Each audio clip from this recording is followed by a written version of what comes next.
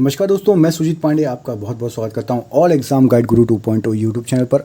दोस्तों, जैसा कि मैंने आपको हिस्ट्री, पॉलिटी और अदर सब्जेक्ट्स के क्वेश्चन करवाए, ऐसे ही अब जियोग्राफी के पर्वत, दर्रे और आपके झरने, इनसे संबंधित क्वेश्चन लाया हूं।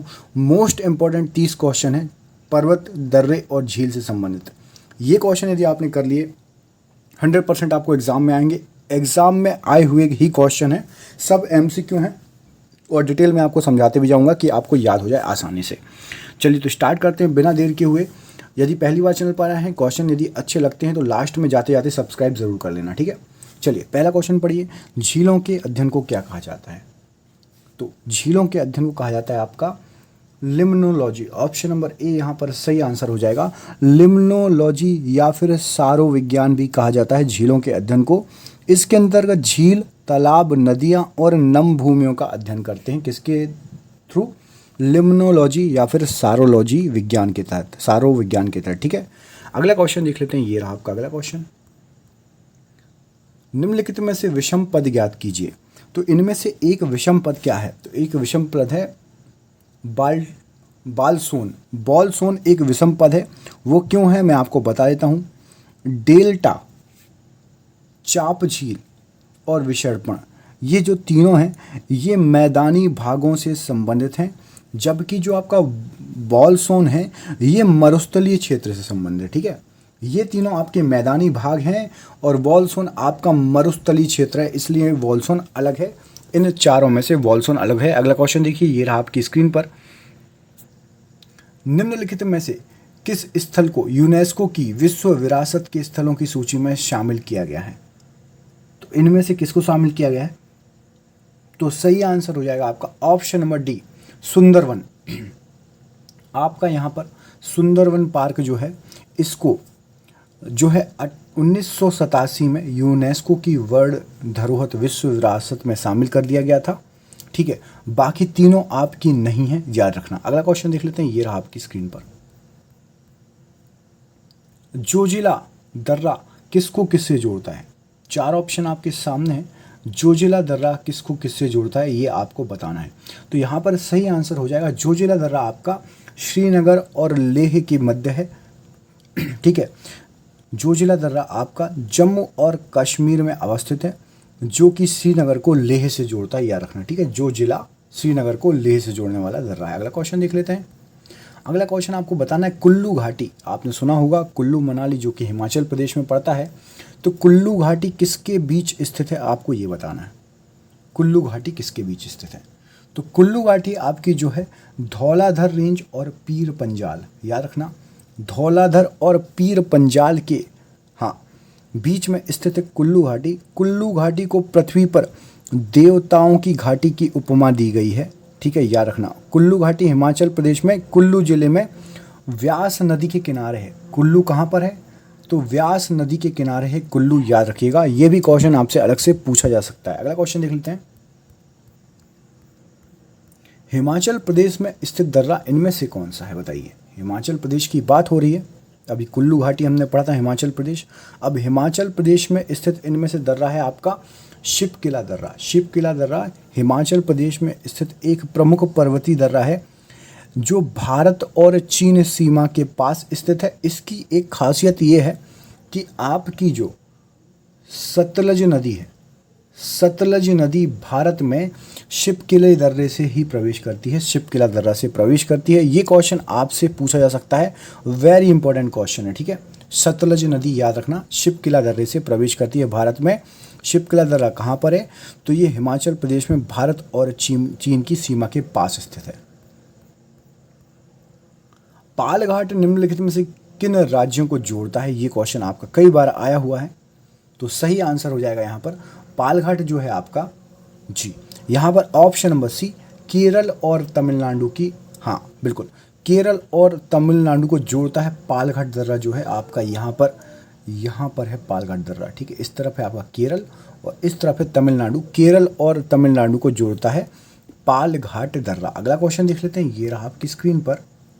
आपको बताना है किस हिमालयन चोटी को सागरमाथा कहा जाता है। तो सागरमाथा किसको कहा जाता है? सागरमाथा कहा जाता है माउंट एवरेस्ट को सागरमाथा कहा जाता है।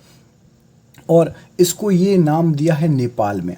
नेपाल में माउंट एवरेस्ट को सागरमाथा कहा जाता है, आपको याद रखना है। 8,848 है, थोड़ी सी और बढ़ गई है इसकी ऊंचाई, थोड़ी सी और बढ़ गई है हिमालय की ऊंचाई, याद रखना, ठीक है। विश्व की सबसे ऊंची चोटी है, ठीक है। अगला क्वेश्चन देखिए, अगला क्वेश्चन ये रहा आपकी स्क्रीन पर।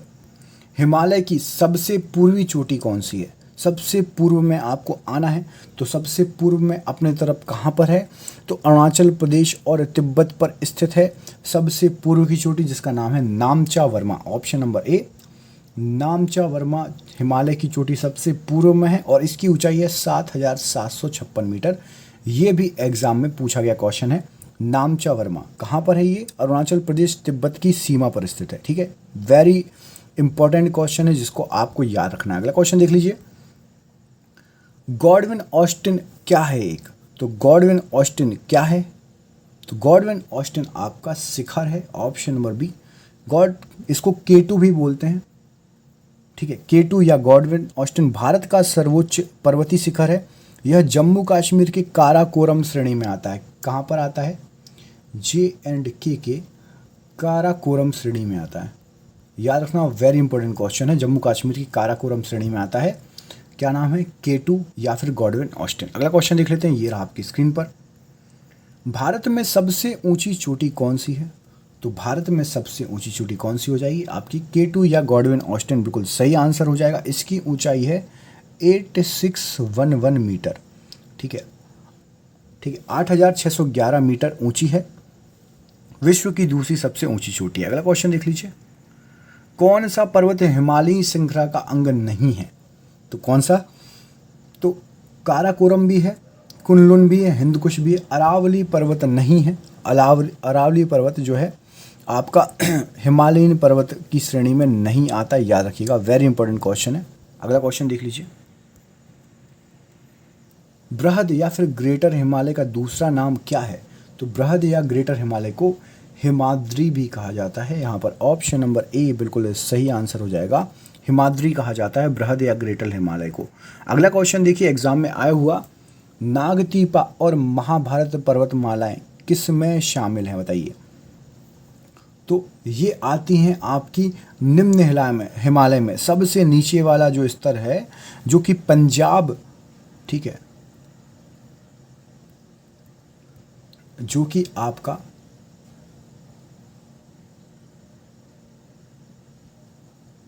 इस क्षेत्र में पंजाब से लेके और यहाँ पर नेपाल, ठीक है, पंजाब कुमाऊं नेपाल असम तक विस्तृत है, असम तक पहुँचा है। इसको निम्न हिमालय कहते हैं, याद रखना, ठीक है। नागतीपा और महाभारत पर्वतमालाएं निम्न हिमालय में ही है, ठीक है।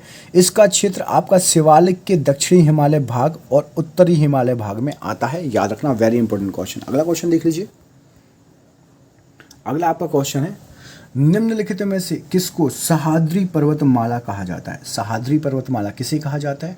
तो यहाँ पर आपका सही आंसर हो जाएगा ऑप्शन नंबर बी, पश्चिमी घाट को सह्याद्री पर्वतमाला के नाम से जाना जाता है। वेरी इंपॉर्टेंट क्वेश्चन है, एग्जाम में कई बार आया हुआ ये क्वेश्चन है आपका। चलिए अगला क्वेश्चन देख लेते हैं। अगला क्वेश्चन ये रहा आपकी स्क्रीन पर,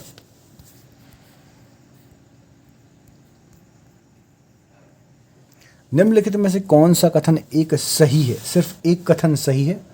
तो सही आपका कथन है, महादेव पहाड़ियाँ मैकाल पहाड़ियों के पश्चिम में स्थित है। याद रखिएगा, सतपुड़ा जो कि एक ब्लॉक पर्वत का उदाहरण है, पश्चिम में राजपीपला पहाड़ियों से प्रारंभ होकर महादेव एवं मैकाल पहाड़ियों के रूप में छोटा नागपुर के पठार के पश्चिम सीमा तक विस्तृत है। तो महादेव पहाड़ियाँ मैकाल पहाड़ी के पश्चिम में स्थित है, केवल ये कथन सत्य है, बाकी ये तीनों कथन गलत हैं। अगला क्वेश्चन देख लीजिए, भारत में सबसे ऊंचा पठार कौन सा है? तो भारत में सबसे ऊंचा जो आपका पठार है वह है लद्दाख का पठार। ऑप्शन नंबर सी यहाँ पर सही आंसर हो जाएगा। यह वस्तुतः तिब्बत पठार का एक भाग है, जो तिब्बत का पठार है उसका एक भाग है ये, ठीक है। याद रखना, 5000 मीटर से अधिक ऊंचाई पर स्थित है, भारत के लद्दाख क्षेत्र तक फैला हुआ है। ध्यान देने योग्य बात यह है कि जब कोई दिल्ली से लद्दाख जाता है तो वास्तव में वह पूरी हिमालय श्रृंखला को पार कर तिब्बत के पठार पर पहुंचता है। मतलब यदि आप दिल्ली से यदि आपको लद्दाख जाना होगा, लद्दाख अभी हमारा यूनियन टेरिटरी बन चुका है ना, सभी को पता है। तो यदि आपको दिल्ली से लद्दाख जाना है तो यहाँ से पूरी हिमालय पर्वत, आपकी जितनी हिमालय हैं पर्वत श्रृंखलाएं पार करके आप पहुँचते हैं लद्दाख, याद रखिएगा। अगला क्वेश्चन देखिए, पर्वतीय मार्ग उपलब्ध कराने वाले पर्वत के किसी अंतराल या गैप को क्या कहा जाता है? तो पर्वत के बीच जो नेचुरल गैप रहता है उसी को हम दर्रा कहते हैं, ठीक है। दर्रा यहाँ पर ऑप्शन नंबर सी सही आंसर हो जाएगा। प्राकृतिक मार्ग जो बनता है उसको दर्रा कहा जाता है। प्रायद्वीप, हाँ, प्रायद्वीप भारत में उच्चतम पर्वत चोटी कौन सी है? प्रायद्वीप भारत की बात हो रही है तो प्रायद्वीप भारत, अथवा इसको हम दक्षिण भारत भी बोलते हैं, तो दक्षिण भारत की सबसे उच्चतम चोटी आपकी है अनाईमुड़ी, जिसकी ऊंचाई है अनाईमुड़ी की 2695। कितनी है? 2695 मीटर है। यह नीलगिरी के दक्षिण में अन्नामलाई पहाड़ी में स्थित है। अनाईमुड़ी जो चोटी है वो अन्नामलाई पहाड़ी पर स्थित है। डोडा बेटा यहाँ की दूसरी सबसे ऊंची चोटी है, याद रखना, ठीक है। डोडा बेटा दूसरी सबसे ऊंची चोटी है साउथ की, और यह नीलगिरी पर्वत पर, ठीक है। तो जो अनाईमुड़ी है वो कहाँ पर है? वो है आपका अन्नामलाई पहाड़ी पर, और डोडा बेटा कहाँ पर है? नीलगिरी पर्वत पर, ठीक है, याद रखना। और पश्चिमी घाट जो होता है उसको सह्याद्री बोलते हैं, मैं आपको बता चुका हूँ थोड़ी देर पहले। अब पूछा गया है अनाईमुड़ी शिखर कहाँ पर स्थित है तो अनाईमुड़ी शिखर कहाँ पर स्थित हो जाएगा? क्या हो जाएगा इस क्वेश्चन का सही आंसर? तो अभी बताया था पश्चिमी घाट को सह्याद्री बोलते हैं, इसलिए option number A Anamudi Annamalai पर्वत पर है, जो कि सह्याद्री पश्चिमी घाट में है। अगला क्वेश्चन देख लीजिए, और डोडा बेटा कहाँ था? नीलगिरी पहाड़ी, ऑप्शन नंबर सी में डोडा बेटा। निम्नलिखित में से सबसे ऊंचा शिखर कौन सा है? तो सबसे ऊंचा शिखर कौन सा है? जो ऑप्शन दिए उसके हिसाब से नंगा पर्वत सबसे ऊंचा है, याद रखिएगा। नंबर 1 पर नंगा पर्वत, उसके बाद है नंदा देवी पर्वत, उसके बाद है आपका कामेत पर्वत, और चौथा पे है कुनलुन। याद रखिएगा ये क्रम, ठीक है, बहुत इंपॉर्टेंट है। अगला क्वेश्चन देख लीजिए, कौन सी पर्वत श्रेणी भारत में स्थित है? तो कौन सी पर्वत श्रेणी भारत में स्थित है? तो इनमें से केवल पीर पंजाल भारत में स्थित है, ठीक है। आपकी अराकान योमा ये है म्यांमार में, हमारे पड़ोसी देश में। सॉल्ट रेंज जो है ये हमारे पाकिस्तान में है, पड़ोसी देश में, और साथ ही साथ सुलेमान श्रेणी भी पाकिस्तान में है। अगला क्वेश्चन देख लीजिए, किस पर्वतीय स्थल को सतपुड़ा की रानी कहा जाता है? तो सतपुड़ा की रानी कहा जाता है पचमढ़ी, मध्य प्रदेश का इकलौता हिल स्टेशन है। मध्य प्रदेश का इकलौता हिल स्टेशन है जो कि आपका पचमढ़ी जिसका नाम है, याद रखना, वेरी इंपॉर्टेंट क्वेश्चन हो जाएगा, ठीक है। होशंगाबाद जिले में पड़ता है ये, जिसका नाम अब नर्मदापुरम रख दिया गया है बदलकर। अगला क्वेश्चन देखिए, लोकटक झील जिस पर जल विद्युत परियोजना का निर्माण किया गया है किस राज्य में है? तो आपकी लोकटक झील जो है वो है मणिपुर, ऑप्शन नंबर बी यहाँ पर सही आंसर हो जाएगा। मणिपुर में है लोकटक झील। अगला क्वेश्चन देखिए, लोनार झील के बारे में पूछा गया है। लोनार झील कहाँ स्थित है? तो लोनार झील आपकी यहाँ पर महाराष्ट्र में बुलढाणा जिले में स्थित है। बुलढाणा जिले में महाराष्ट्र में स्थित है। यह एक खारे पानी की झील है, ठीक है। कहाँ पर है? बुलढाणा, महाराष्ट्र, MH। और ये क्या है? ये खारे पानी की झील है, याद रखना, ठीक है, खारे पानी की झील है। अगला क्वेश्चन देख लीजिए। अगला क्वेश्चन ये रहा आपकी स्क्रीन पर, सबसे बड़ी मानव निर्मित झील कौन सी है? तो सबसे बड़ी मानव निर्मित झील आपकी जो हो जाएगी वो है गोविंद सागर झील, याद रखना, है ना। यह एक कृत्रिम झील है जिसका निर्माण भाखड़ा बांध के कारण हुआ था, ठीक है। भाखड़ा बांध जो बनाया गया था उसके कारण इसका निर्माण हुआ था। बहुत इंपॉर्टेंट क्वेश्चन है, very very very important question है, ठीक है। नागा, खासी और गारो पहाड़ियाँ कहाँ पर स्थित हैं? तो ये सभी पहाड़ियाँ आपका पूर्वांचल पर्वतमाला में है, पूर्वांचल पर्वतमाला में, याद रखना। नागा, खासी, गारो ये उत्तर पूर्व हिमालय तंत्र का भाग है। यह लद्दाख और काराकोरम श्रृंखला के समान है, जो कि आपकी कहाँ फैली हुई है?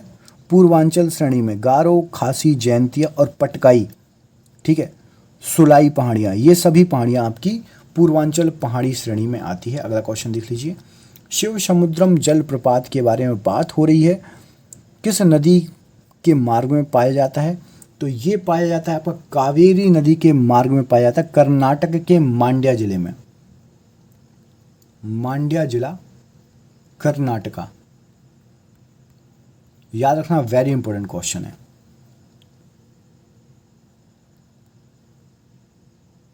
और आज का अंतिम क्वेश्चन आपका ये रहा, शिव समुद्रम जलप्रपात किस नदी पर है? तो अभी मैंने आपको थोड़ी देर पहले ही बताया, कावेरी नदी यहाँ पर सही आंसर हो जाएगा, ऑप्शन नंबर डी।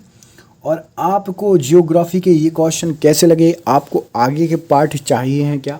इसमें हमने डिस्कशन क्या क्या किया है, नदियों के बारे में, पर्वतों के बारे में और झील के बारे में।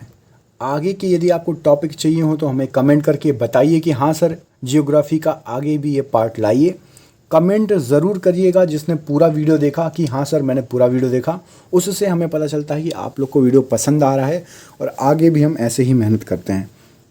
तो प्लीज़ ज़रूर कमेंट करिएगा। चैनल पर पहली बार आए हैं सब्सक्राइब कर लीजिएगा, लाल कलर का सब्सक्राइब बटन है उसको दबा लीजिएगा और बेल आइकन दबा लीजिएगा, तो नोटिफिकेशन आपको मिलते रहेंगे हमारी क्लास के। हम डिटेल में पढ़ाते हैं, एमसीक्यू प्लस थ्योरी दोनों ही आपको बताते हैं अपने चैनल पे। तो वीडियो कैसा लगा कमेंट करके ज़रूर बताइएगा। मिलता हूँ मैं अगले वीडियो में, तब तक अपना ख्याल रखिए। मेरा नाम है सुजीत पांडे और मैं लेता हूँ आपसे अलविदा। जय हिंद, जय भारत दोस्तों।